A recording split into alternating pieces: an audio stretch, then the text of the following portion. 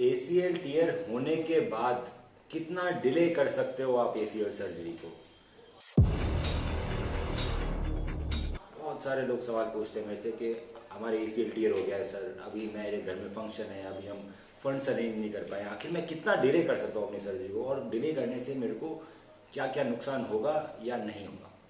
तो दोस्तों, जब एसीएल टीयर होता है तो नी के अंदर सूजन आती है, ब्लीडिंग बढ़ जाती है, जो बोन्स होते हैं उसमें भी एमआरआई में लिखा होता है बोन कंट्यूजन, मतलब जो फीमर और जो टीबिया है जहाँ पे एसीएल जुड़ा रहता है वहाँ पे कंट्यूजन हो जाता है, वहाँ पे बोन सॉफ्ट हो जाती है, बोन के अंदर ब्लड आ जाता है, एक तरह से बोन में चोट लगी है उस तरह से।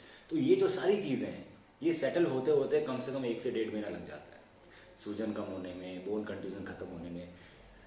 तो जब एसीएल टीयर के बाद अगर आप सर्जरी करवा रहे हैं, और सर्जरी कन्वेंशनल स्क्रू सर्जरी से हो रही है, मतलब ऊपर ऑटोमेटिक बटन लग रहा है या एंडो बटन लग रहा है और नीचे हम स्क्रू लगा रहे हैं। जब हम स्क्रू सर्जरी करते हैं दोस्तों, तो इसके अंदर कम से कम 1.5 महीना रुकना पड़ता है चोट लगने के बाद। क्यों? क्योंकि जैसा कि आप देख पा रहे हैं जो स्क्रू का फिक्सेशन है दोस्तों, वो यहाँ पर है, हड्डी के अंदर मेटाफाइशियल एरिया में। जब एसीएल टूटता है इसी रीजन के अंदर हमारे कंट्यूजन होता है, इस रीजन के अंदर हमारे बोन कंट्यूजन होता है, इधर यहाँ पूरा बोन कंट्यूजन होता है। बोन कंट्यूजन मतलब बोन सॉफ्ट है। अगर आपकी इस रीजन के अंदर बोन सॉफ्ट है और आपने इस रीजन में स्क्रू डाला है तो स्क्रू का फिक्सेशन ढीला रह जाता है, क्योंकि बोन सॉफ्ट है। जैसे कि जब नई दीवार बनती है दोस्तों, नई दीवार पहले गीली होती है, कच्ची होती है, उस दीवार में अगर आप कील डालोगे तो निकल जाएगी क्योंकि वो सॉफ्ट है।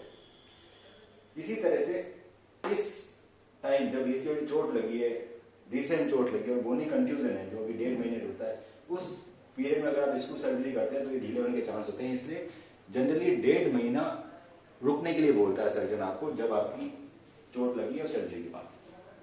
पर दोस्तों, अगर हम आपकी इंटरनल ब्रेस सर्जरी कर रहे हैं, नीचे वाली फाइबर टेप इंटरनल ब्रेस, जिसके अंदर रिकवरी बहुत फास्ट आती है, मैंने इंटरनल ब्रेस से बहुत सारे वीडियो बनाए हैं, आप वीडियो के लिंक नीचे देख सकते हैं और आप समझ सकते हैं कि आखिर ये सर्जरी बेटर क्यों और क्यों एडवांस। इस इंटरनल ब्रेस सर्जरी में दोस्तों जो फिक्सेशन है वो ऊपर फीमर और नीचे टीबिया में बाहर की तरफ है, बाहर ये बटन लगा हुआ है, ये फिक्सेशन है, ये कॉर्टिकल फिक्सेशन है, मेटाफाइशियल फिक्सेशन नहीं है।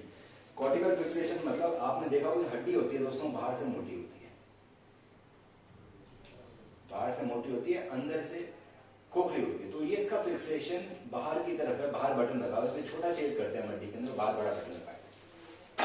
आप इसको ऐसे समझ सकते हैं कि जो दीवार है इसके अंदर आर पार मैंने छेद कर दिया, पीछे मैंने एक बटन लगा दिया और यहाँ पे मैंने उसको फाइबर टेप से पकड़ लिया। तो ये सर्जरी में चोट लगने के तुरंत बाद भी कर सकता हूँ, चोट लगने के इमीडिएटली कर सकते हैं, क्योंकि जो अंदर कंट्यूजन है वो मेरे फिक्सेशन पे फर्क ही नहीं देगा, फिक्सेशन मेरा बाहर है। इसके 2 फायदे हैं दोस्तों। कई बार एसीएल रिपेयर का मतलब है कि जो टूटा हुआ लिगामेंट है उसी को रिपेयर करना, रिकंस्ट्रक्शन का मतलब है नया बनाना एमसी करने से। तो एसीएल रिपेयर तभी पॉसिबल है जब पेशेंट आप जल्दी आता है। अगर आप जल्दी आते हैं 1 या 2 वीक के अंदर और आपका फीमर एंड या टीबिया एंड से एसीएल उखड़ा हुआ है पर उसका सब्सटेंस मौजूद है, उसकी क्वालिटी अच्छी है पुरानी एसीएल की, तो मैं उसको रिपेयर कर सकता हूँ। सो रिपेयर तभी पॉसिबल है जब आप जल्दी आएंगे, जल्दी हम यही ऑपरेशन कर सकते हैं। तो इंटरनल ब्रेस फाइबर टेप से रिपेयर होता है आपका एसीएल, जिससे आपका ओरिजिनल टिश्यू बचा रहता है और नया बनाने की जरूरत। दूसरी बात यह है दोस्तों कि ये जो कंट्यूजन है और जो बॉडी में चोट लगी है, आपकी नी के अंदर चोट लगी है, बॉडी 6 वीक तक हीलिंग फेज में होती है। हीलिंग फेज मतलब जो ये कंट्यूजन है ये भी हील हो रहा है, आपके बाकी भी जो चीजें वो हील हो रही है, उस हीलिंग फेज को हम लॉस्ट कर देते हैं अगर हम 1.5 महीने बाद सर्जरी करते हैं।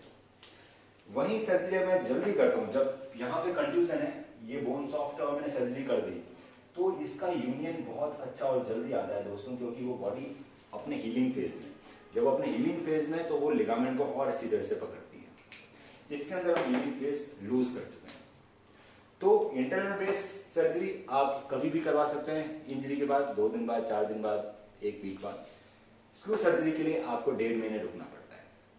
फिर भी कई लोगों को बहुत महीने हो जाते हैं, कई लोगों को बहुत साल हो जाते हैं, फिर भी पूछते हैं कितना वेट करें। तो दोस्तों, जैसे आप वेट करेंगे, ज्यादा लंबे समय वेट करेंगे, क्योंकि एसीएल नहीं है तो आपका नी इस तरह से हिलता रहेगा, इनस्टेबिलिटी होती रहेगी। ये इनस्टेबिलिटी आपको एक्टिव लाइफ से दूर ले जाएगी, आप स्पोर्ट्स नहीं खेल पाएंगे, ट्रैकिंग नहीं कर पाएंगे, जिम नहीं जा पाएंगे, बहुत सारी चीजें, रनिंग, डांस, बहुत सारी चीजें आप मिस करोगे लाइफ में।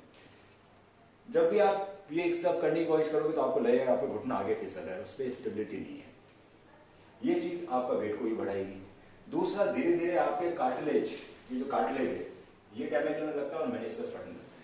तो दोस्तों जब कार्टिलेज और मेनिस्कस फटते हैं तब आपको नी में पेन चालू होता है, आपका नी वैसा होता है जैसे बूढ़े की तरह। तो बहुत ज्यादा वेट नहीं करना चाहिए एसीएल टीयर के बाद। एसीएल टीयर के बाद आपको 1 या 2 महीने मैक्सिमम वेट कीजिए। अगर आप उससे जल्दी आ सकते हैं तो और भी अच्छी बात है। और आपको सर्जरी करवानी चाहिए ताकि आपके जो बाकी स्ट्रक्चर है, जो कार्टिलेज है, जो मेनिस्कस है, वो डैमेज से बचे। दोस्तों एसीएल तो हम कभी भी रिपेयर कर और रिकंस्ट्रक्ट कर देते हैं, पूरा ठीक हो जाता है। पर एक बार अगर आपका कार्टिलेज खराब हो गया तो वो वापस ठीक नहीं होता, वो घिस जाता है। एक बार आपका मेनिस्कस फट गया तो सिर्फ पेरिफेरल मेनिस्कस में रिपेयर करवाता हूँ, सेंट्रल मेनिस्कस में ट्रिम करके निकालने पड़ते हैं। तो ये सब परमानेंट लॉस है। मुझे नहीं मालूम कि आज आप चल रहे हो और एकदम से आपका कब पैर ट्विस्ट होगा। तो जिस भी दिन मेजर ट्विस्टिंग होगी उस दिन आपके कार्टिलेज फट जाएंगे, मेनिस्कस फट जाएगा और धीरे धीरे वो चीज घिसने लग जाएगी। तो बहुत ज्यादा वेट मत कीजिए। अगर आपके एमआरआई में लिखा हुआ एसीएल टीयर या कोई भी कंफ्यूजन है आपको तो आप हमें अपनी एमआरआई व्हाट्सएप कीजिए और मैं उसका फ्री में ओपिनियन दूंगा कि सबसे बेस्ट इलाज क्या रहेगा।